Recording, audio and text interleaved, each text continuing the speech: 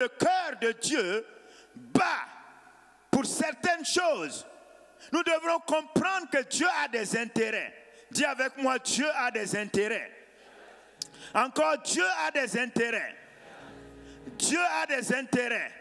Mais souvent, nous avons tendance à dire à Dieu, bénis-moi, bénis-moi, bénis-moi. Après un moment, non, Dieu ne fait rien pour moi. Donc, j'abandonne.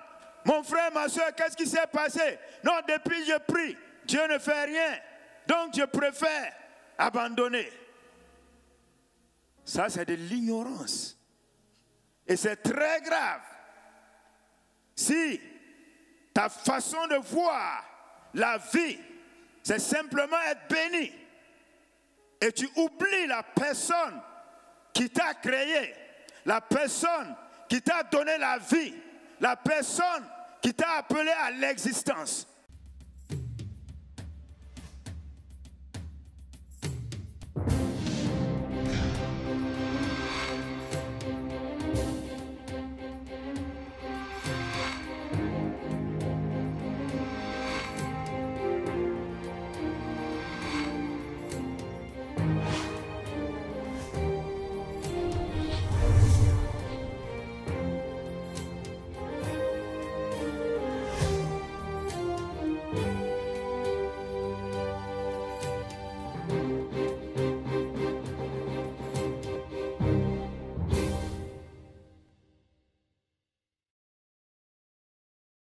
Je rends grâce à Dieu pour l'opportunité qu'il me donne de me tenir devant toi ce matin.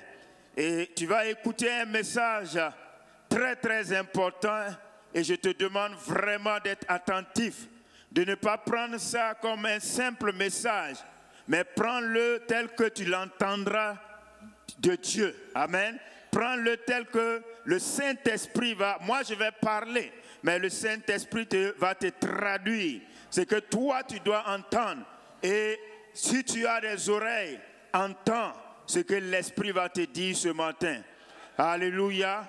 Alors, mets ta main droite sur ton cœur et dis avec moi, Père, merci pour la grâce et l'opportunité que tu me donnes ce matin d'être dans ta présence pour écouter ta parole. Père, je prie au nom de Jésus-Christ afin que tu me donnes un esprit de sagesse et de révélation. Père, illumine mon intelligence spirituelle. Donne-moi, Père, une compréhension exacte de ta parole ce matin. Au nom suprême de Christ Jésus. Amen, amen, amen. Je vais prier, Père, ce matin. Je te rends grâce pour le privilège que tu m'as donné de me tenir devant ton peuple pour apporter ta parole. Je mets une demande devant le trône de ta grâce. Père, investis-moi de la capacité surnaturelle pour communiquer les vérités de ta parole à ton peuple. Étends ta main pour que cette parole soit accompagnée de signes, de prodiges et de miracles. Et en vertu de l'autorité dont je suis investi, je viens maintenant contre tout esprit qui ne glorifie pas le nom de Jésus. Je viens contre tout raisonnement. Je viens contre toute hauteur. Je viens maintenant contre toute divagation de pensée. Je viens contre toute distraction. Au nom puissant de Jésus, je chasse maintenant au nom de ces choses de ce lieu, au nom puissant de Jésus. Et je soumets tout esprit, toute âme et tout corps en ce lieu à l'autorité de la parole de Dieu. Et je déclare que toute chose fasse silence et que la voix de Dieu retentisse. Que l'assemblée dise 3 fois Amen. Amen, amen, amen. Demeurez bénis. Amen. Alors ce matin, bien-aimés frères et sœurs, le thème que nous allons traiter, c'est sauver pour servir. Sauver pour servir. Et je voudrais avant toute chose rendre grâce à Dieu pour la grâce qu'il me donne de me tenir là, devant vous, pas par mérite, mais par grâce. Parce que dans le royaume de Dieu, c'est la grâce de Dieu qui fait toutes choses. Et Dieu aussi est passé par un homme pour manifester cette grâce. Je vais parler de l'obéissance de cet homme de Dieu d'exception qui impacte les nations, comme ce qui est en train de se passer présentement au Cameroun. Je vais parler du docteur Raoul Wafo. Et je voudrais que, une fois de plus, nous puissions apprécier, que tu te tiennes debout et que tu apprécies la vie de cet homme, de ce général de Dieu. Que tu bénisses le Seigneur, parce que c'est un don pour l'Église, le corps de Christ et pour le monde entier. Merci Père pour la vie de ton serviteur. Alléluia, nous allons rester debout, on va lire ce passage. Jean chapitre 15, le verset 16. Écoute très bien parce que c'est Jésus qui parle ici. Il dit, ce n'est pas vous. Donc ce n'est pas toi. Toi, John, toi, Idriss ou Mohamed, ce n'est pas toi. Donc Jésus dit, ce n'est pas vous qui m'avez choisi. Mais moi, je vous ai choisi. Donc, il t'a choisi. Et je vous ai établi afin que vous alliez, pas pour que tu t'asseyes, afin que vous alliez et que vous portiez du fruit. Regardez la succession des différents verbes. Et que vous portiez du fruit et que votre fruit demeure, afin que ce que vous demanderez au Père en mon nom, il vous le donne. Que Dieu bénisse sa parole. Tu peux t'asseoir dans cette glorieuse présence de Dieu. Alors donc nous rendons grâce à Dieu pour cette merveilleuse famille du temple de la foi. Nous rendons grâce à Dieu aussi pour nos parents spirituels, le docteur Raoul Wafo et la révérende Danielle Wafo. Leur vie est un modèle de sacrifice, de service et d'engagement pour le royaume de Dieu, que nous, les fils, nous devrions tous imiter.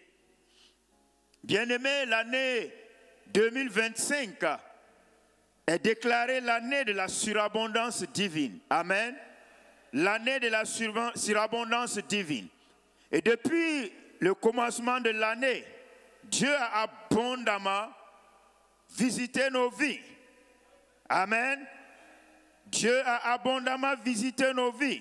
Dieu a investi des choses en nous au travers des programmes puissants, d'enseignements profonds, de paroles prophétiques et de déclarations inspirées. Mais au-delà de tout cet investissement, de tout ce que Dieu investit et accomplit dans nos vies, ce matin, je voudrais que chacun de nous puisse se poser cette question essentielle. Et je dis bien, question essentielle, parce que la réponse à cette question est très importante. Quel est mon niveau d'engagement en cette saison pour les intérêts de Dieu? Bien-aimés frères, c'est la question. Je reprends, quel est mon niveau d'engagement en cette saison pour les intérêts de Dieu? Alors, si on devrait faire un bilan ce matin, un bilan honnête, qu'est-ce que ce bilan va révéler te concernant? Ou bien si aujourd'hui, le monde prenait fin et que tu te retrouves devant le Seigneur pour le bilan, est-ce que le Seigneur sera fier du résultat, ou bien il y aura des choses à te reprocher? Et c'est à cette réflexion, je voudrais inviter chacun d'entre nous, parce qu'il est très important que nous comprenions que nous ne sommes pas sur la terre pour nous-mêmes, que nous ne sommes pas sur la terre pour nos ambitions. Non, que nous ne sommes pas sur la terre pour déployer notre programme, notre projet. Non, c'est une erreur si nous croyons ainsi. Parce que nous sommes sur la terre pour un but divin. Nous sommes sur la terre pour un objectif divin. Nous sommes sur la terre pour accomplir les desseins que Dieu a arrêtés nous concernant. Donc ce matin, je voudrais donc que tu m'écoutes très attentivement. Donc quel est le niveau de ton engagement? Où en es-tu par rapport aux intérêts du Seigneur? Bien-aimés frères et sœurs, et cela pourrait concerner ces points suivants. Par exemple, combien d'âmes as-tu conduites au Seigneur depuis le début de l'année? Combien de personnes par toi ont été transformées? Combien de personnes ont eu leur vie bâtie? Parce qu'il faut comprendre que vrai Dieu nous bénit. Ce n'est pas un problème pour Dieu de nous bénir. Mais nous devons comprendre que le cœur de Dieu bat pour certaines choses. Nous devons comprendre que Dieu a des intérêts. Dis avec moi, Dieu a des intérêts. Encore, Dieu a des intérêts. Dieu a des intérêts. Mais souvent, nous avons tendance à dire à Dieu, bénis-moi, bénis-moi, bénis-moi. Après un moment, non, Dieu ne fait rien pour moi. Donc, j'abandonne. Mon frère, ma soeur, qu'est-ce qui s'est passé? Non, depuis je prie, Dieu ne fait rien. Donc, je préfère abandonner. Ça, c'est de l'ignorance. Et c'est très grave. Si ta façon de voir la vie, c'est simplement être béni, et tu oublies la personne qui t'a créé, la personne qui t'a donné la vie, la personne qui t'a appelé à l'existence. Et ce matin, je t'invite à cette réflexion. C'est pourquoi Jésus a dit, ce n'est pas vous qui m'avez choisi. Parce que ce n'est pas une question d'élection. Où nous avons voté Jésus, donc Jésus exécute ton programme à notre égard. Ce n'est pas ainsi. Non. Jésus dit, c'est moi qui t'ai choisi et je t'ai établi afin que tu ailles, que tu produises du fruit et que ce fruit demeure. Et maintenant, tout ce que tu vas demander. Donc, voyez, c'est la dernière étape. N'est-ce pas? Donc, nous inversons les choses. C'est la dernière étape. C'est lorsque nous nous trouvons en train d'accomplir ce à quoi Dieu nous a appelés. C'est lorsque nous sommes engagés dans le service. Dieu n'a pas de problème à nous bénir.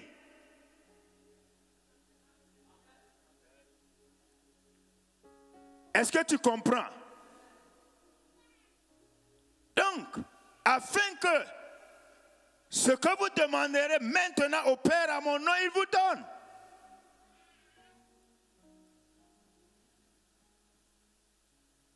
Il dit, si vous portez du fruit, tout tout ce que vous demanderez au Père, il va vous le donner.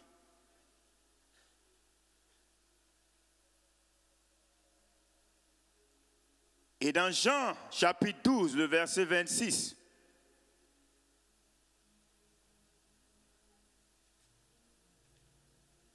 c'est Jésus qui parle encore. Il dit, si quelqu'un me sert, qu'il me suive. Si quelqu'un me sert, qu'il me suive. Si quelqu'un me sert, qu'il me suive. Donc, la preuve que tu le sais, c'est que tu le suis. C'est que tu n'es pas en train de faire ton projet, en train d'accomplir tes ambitions. Il dit, si quelqu'un me sait, qu'il me suive. Écoutez-moi très bien, je ne suis pas en train de parler de pasteur, d'évangéliste. Chacun de nous est serviteur. Dieu nous a appelés chacun, du plus petit au plus grand. Est-ce que vous comprenez?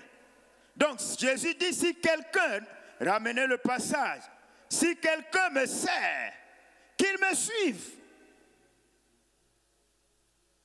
Qu'il me suive. Et il dit, et là où je suis, là aussi sera mon serviteur. Donc il n'y a pas de différence entre lui. Il veut dire, si quelqu'un me sert, qu'il me suive. En ce moment, nous nous trouvons dans la même équipe. Et regardez ce qu'il dit. Si quelqu'un me sert, le Père l'honorera. Alléluia. Si quelqu'un me sert, le Père l'honorera. Donc l'honneur est pour les serviteurs de Jésus. L'honneur, Dieu lui-même s'engage à honorer. Et ce matin, je vais te dire, toi qui es déjà engagé résolument, de tout cœur, dans le service de Dieu, que Dieu t'honore ce matin au nom de Jésus. Que Dieu t'accorde ta grâce, que Dieu t'accorde sa faveur, au nom puissant de Jésus. Que Dieu t'arrose, que l'honneur de Dieu accompagne ta maison à cause du service que tu fais pour son nom, au nom puissant de Jésus-Christ. Amen. Donc si quelqu'un me sert, donc le Père n'honore que ceux qui servent Jésus-Christ le Seigneur. Alors, ce matin, que veut dire servir? Puisqu'on est en train de parler de service. Alors, le verbe servir, dans la Bible, est profond. Il exprime un engagement du cœur. Donc, servir, c'est d'abord une question de cœur. Dis avec moi, servir, c'est d'abord une question de cœur. Donc, Dieu veut notre cœur. Dieu veut l'engagement de notre cœur. Ce n'est pas une question de bouche, de lèvres, non. C'est le cœur.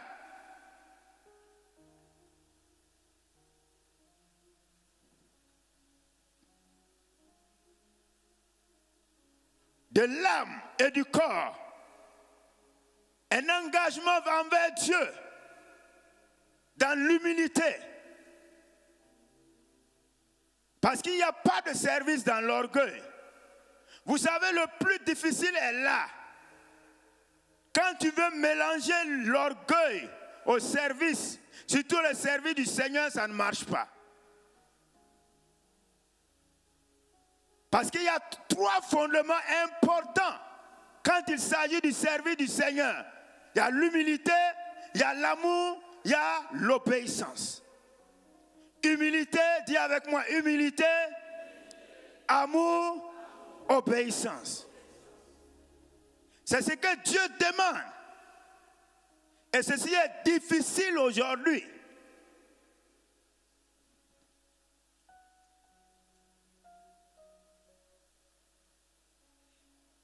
Dis avec moi, sauvé pour servir.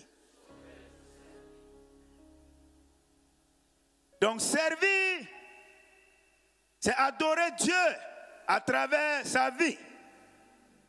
Dieu veut que nous soyons entièrement dédiés. Pas à 95% ni à 98%. Regardez ce que Romains chapitre 12, le verset 1 nous dit. Il dit, je vous exhorte donc, frères, par les compassions de Dieu, à offrir vos corps. À offrir vos corps. Comme quoi? Un sacrifice. Parce que Paul, quand vous étudiez l'épître de Paul aux Romains, Paul va commencer depuis le chapitre 1, parlant de la situation des hommes, du péché, du salut, de la grâce. Au chapitre 8, pour dire qu'il n'y a plus de condamnation. Parler du Saint-Esprit. Pour arriver maintenant pour dire, après tout ce que Dieu a fait pour vous, qu'est-ce qu'il vous reste à faire? Après tout ce que Dieu a fait pour vous, qu'est-ce qu'il reste à faire? C'est là il arrive au chapitre 12, verset 1. Revenez sur le passage. Il dit, maintenant ce que vous devez faire, c'est offrir vos corps. Dis avec moi, offrir mon corps comme un sacrifice vivant, saint, agréable à Dieu. Il dit, c'est là le culte raisonnable. C'est là le culte raisonnable. Le véritable culte, c'est lorsque tu te dédies à 100% pour la cause de Dieu.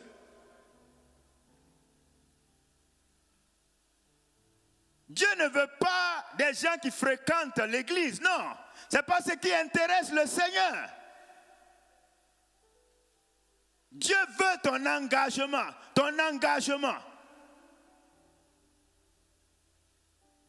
C'est ce qui intéresse Dieu. Servir, c'est se soumettre et obéir à Dieu. Dis avec moi, servir, c'est se soumettre et obéir à Dieu. Et troisièmement, servir, c'est se rendre utile dans le royaume. Ce matin, si on devrait te poser une question, quel rôle tu joues dans la maison de Dieu? De façon honnête, quel rôle tu joues? De façon honnête, qu'est-ce que tu apportes?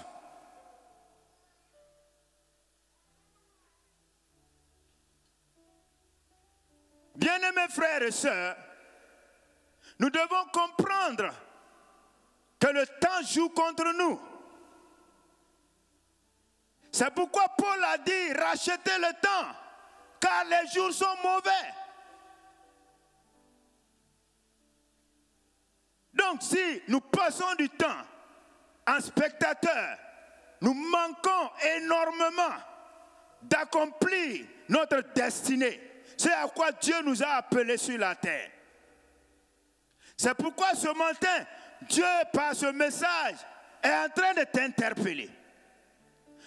Toi qui es ici ou toi qui nous suis en direct, pour que tu comprennes que Dieu t'a sauvé pour le servir.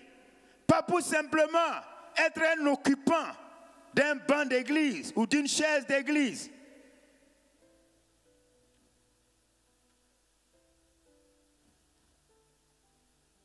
Donc servir, c'est mettre sa vie, ses dons, son temps, ses ressources au service de l'œuvre de Dieu ou du prochain.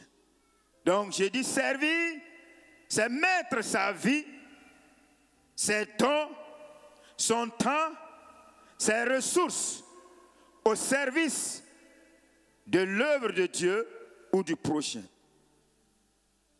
Éphésiens chapitre 2, le verset 8 à 10. Il dit, c'est par la grâce que vous êtes sauvés,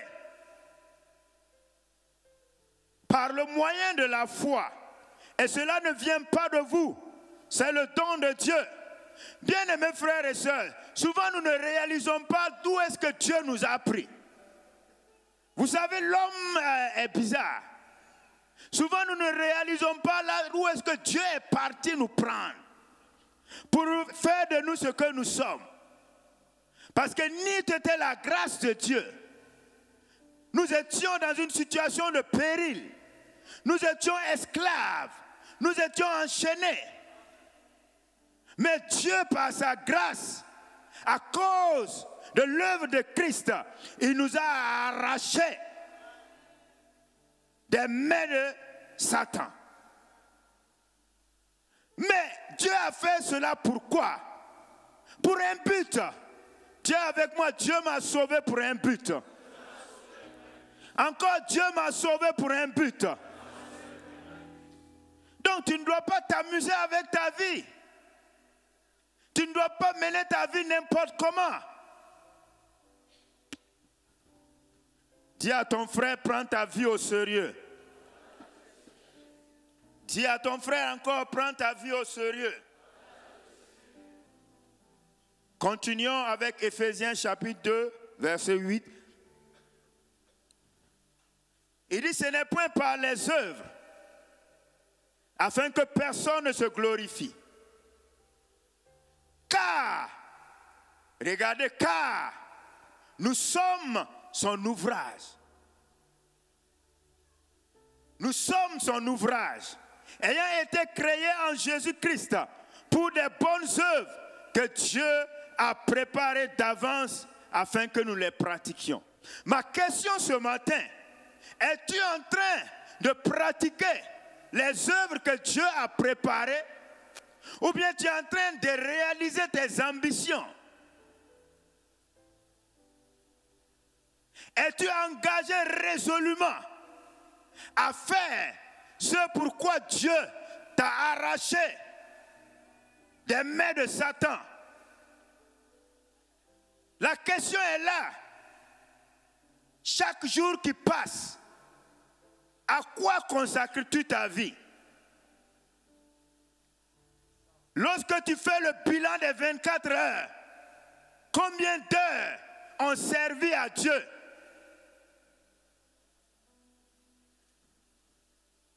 Bien-aimé, Christ est à la porte. Que tu le veux ou pas, Christ est à la porte.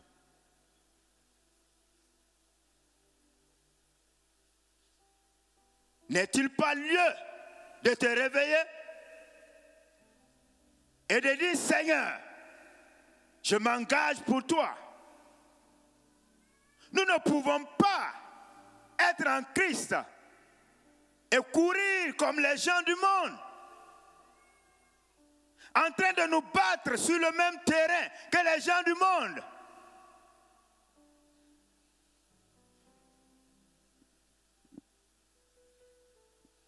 Il dit, nous sommes son ouvrage. Donc il y a des bonnes œuvres. Bien-aimé, dis avec moi, bonnes œuvres. Encore bonnes œuvres. Donc notre salut a été orchestré par Dieu pour un seul et unique but: accomplir ses desseins sur la terre. Je reprends encore. Notre salut a été orchestré par Dieu pour un but, un seul et unique but: accomplir ses desseins sur la terre. Et ces desseins sont appelés les bonnes œuvres. Ça veut dire que quand tu n'es pas dedans, tout ce que tu fais, je te laisse changer. Si ce n'est pas bonne œuvre, c'est quoi?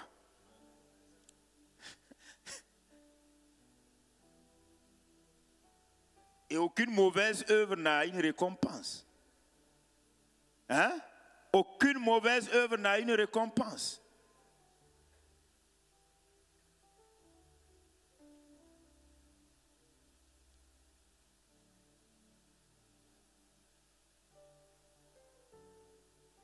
Très peu d'enfants de Dieu comprennent que le salut est un appel à servir, pas à s'asseoir.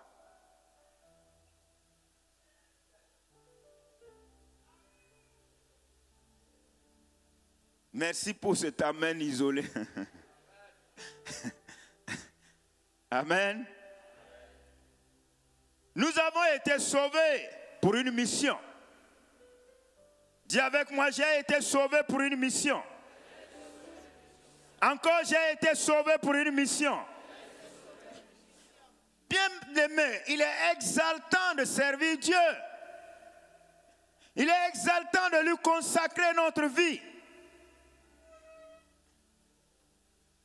Nous avons été rachetés pour une cause. Nous avons été libérés pour être utiles.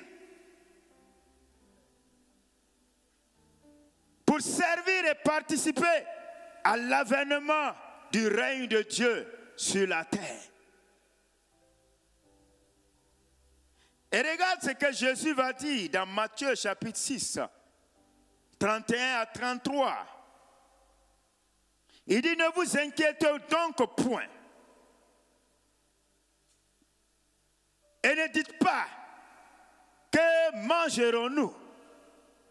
Que boirons-nous? De quoi serons-nous vêtus?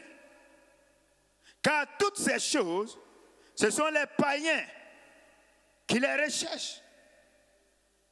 Il dit, votre Père céleste sait que vous en avez besoin. Dieu connaît ton besoin. Et il a déjà pourvu à ça, je vous assure. Dieu a déjà pourvu. Il dit, cherchez premièrement le royaume de Dieu et la justice de Dieu. Cherchez premièrement le royaume et la justice de Dieu. Et toutes ces choses vous seront données. Donc Dieu n'a pas de problème à nous bénir. Mais Dieu établit les priorités. Nous n'existons pas pour les choses. C'est les choses qui existent pour nous.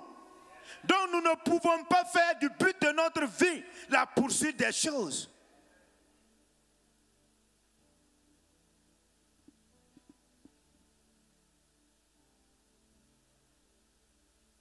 Non. C'est les païens qui font de la poursuite des choses leur but. Parce qu'ils ne connaissent pas Dieu. Mais toi qui connais Dieu, moi qui connais Dieu, l'unique priorité, c'est l'avènement du règne de Dieu sur la terre. Et Dieu a plein de grâce et de provision pour nous.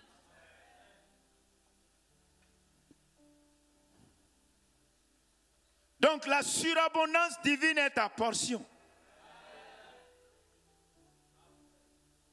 Cependant, Dieu, dans sa souveraineté, a établi des priorités dans le royaume. Et nous allons voir rapidement deux domaines. Deux domaines. Et le premier, c'est le premier qui tient à 100% au cœur de Dieu. Gagner des âmes. Dis avec moi, gagner des âmes. Encore gagner des âmes. Nous allons lire dans 1 Timothée chapitre 2, le verset 1 à 4.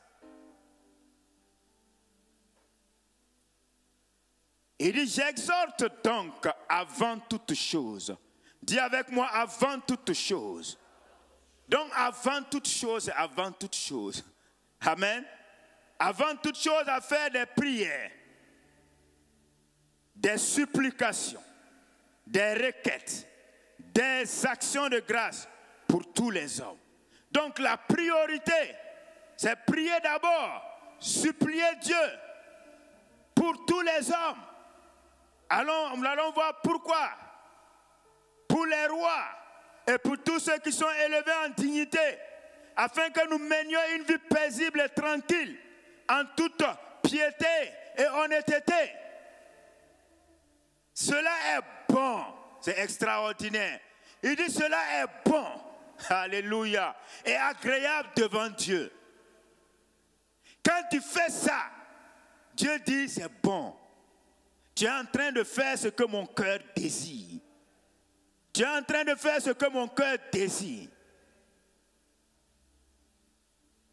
Devant Dieu notre Sauveur, allons. Qui veut quoi? Qui veut que tous les hommes soient sauvés.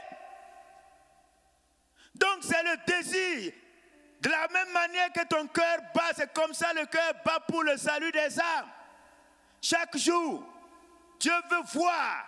C'est pourquoi Jésus a dit que pour une seule âme, un seul pécheur qui se répand, il y a de la joie dans le ciel. Parce que c'est ce qui tient.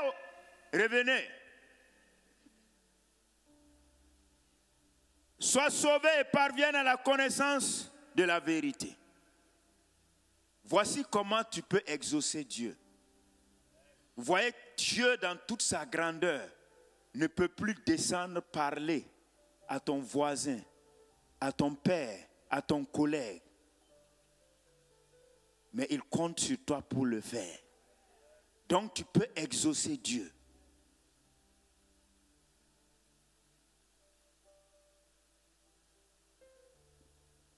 En évangélisant. En faisant du salut des âmes ta priorité. Qui est la priorité de Dieu. Est-ce que tu comprends? Dis avec moi le salut des âmes. Donc gagner des âmes est le top des priorités divines. Voilà pourquoi Paul a dit avant toute chose. Avant toute chose, le salut de chaque âme sur la terre est au cœur du plan divin. C'est la raison pour laquelle Jésus est venu dans le monde et a accepté de mourir sur la croix. Sa souffrance avait pour but que personne ne périsse. Donc gagner les âmes n'est pas réservé aux évangélistes. C'est la mission de chaque enfant de Dieu. Dis avec moi, c'est ma mission de gagner les âmes. Donc gagner les âmes, c'est le ministère de tout enfant de Dieu. Tu as dit, je cherche mon ministère, je cherche mon ministère. Ne cherche pas. Ne cherche pas, ça est là. Moi, je n'ai jamais cherché ministère.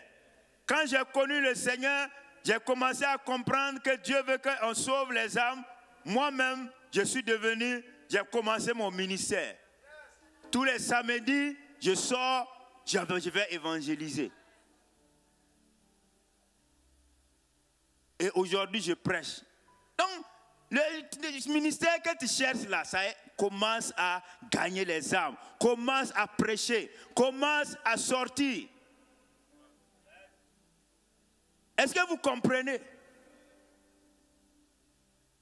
Et ça a été mon existence, c'est ça. Même quand je travaillais, je prenais mes mois de congé, je partais dans les zones reculées du Burkina pour évangéliser. Je n'ai pas besoin que quelqu'un me recommande, je n'ai pas besoin que quelqu'un me voie. J'ai payé moi-même les instruments, micro, tout. Je n'ai pas besoin que quelqu'un... Je vais évangéliser. On a l'impression que ce qu'on fait, c'est pour les pas. Comment on peut faire des erreurs comme ça? Non. Et deuxième point, il faut participer à la vision du ministère que Dieu a confié à notre Père spirituel. Dis avec moi, participer à la vision du ministère. Dieu a confié une vision à notre Père spirituel.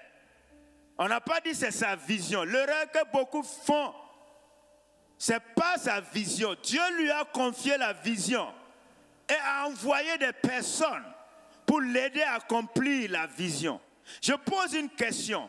Qui pense qu'il est de la volonté de Dieu qu'il soit ici? Ah d'accord, merci. S'il est de la volonté de Dieu que tu sois ici, ça veut dire que tu dois prendre une part active dans la vision. Tu ne dois pas être là, on dit tu fais quoi? Tu dis je ne fais rien. Non. Donc pour toi, tu es ici pour toi-même. Sinon, si tu es ici pour Dieu et tu dis Dieu a confié une vision à mon père spirituel, la vision c'est comme un axe. Ce sont gagner des âmes, oui.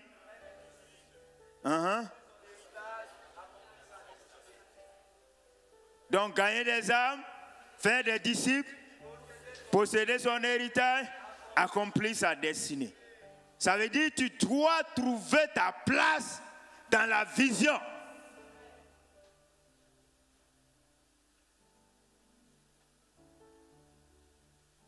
Il y a plusieurs départements dans l'église. Toi, tu dis jusqu'à présent, je n'ai pas trouvé quelque chose à faire. Et ce que j'ai dit tout à l'heure, si tu n'as pas, va gagner les âmes et viens confier à ceux qui font le suivi.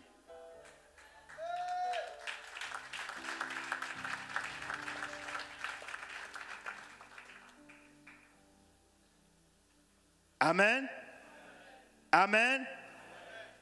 Alors, regardez Colossiens chapitre 3, verset 23 à 25.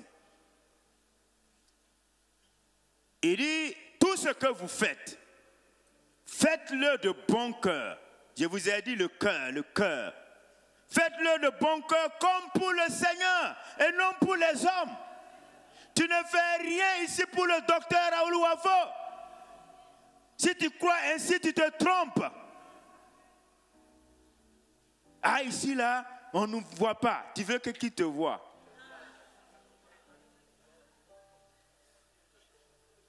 Dieu ne voit pas plus clair que le docteur Raoul Wafo.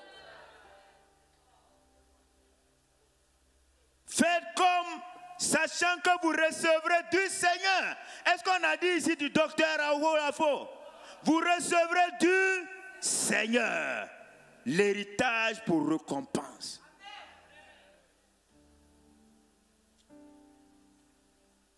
Vous du Seigneur pour récompense. Et il dit quoi? Servez Christ le Seigneur. Servez Christ le Seigneur. Servez Christ le Seigneur.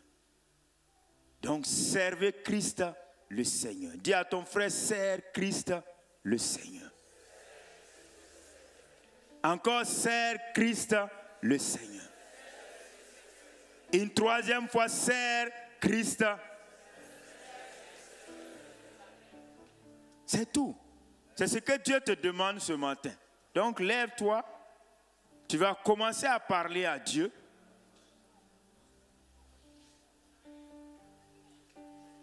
Dieu t'a parlé certainement. Dieu t'a parlé certainement. Donc, c'est à toi d'analyser l'état de ton cœur et de te dire que je ne peux plus. Les choses ne peuvent plus continuer ainsi. Les choses ne peuvent plus continuer ainsi.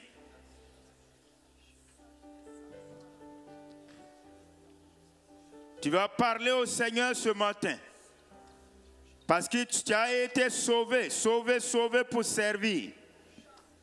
Sauvé pour servir, sauvé pour servir. Parle au Seigneur ce matin.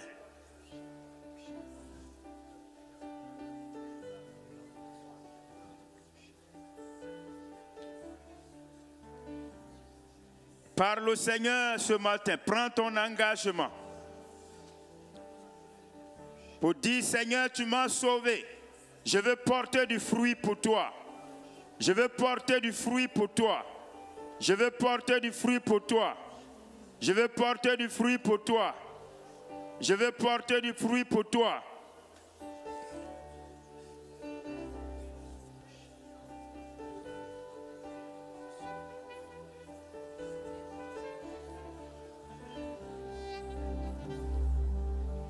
Parce que les jours sont mauvais.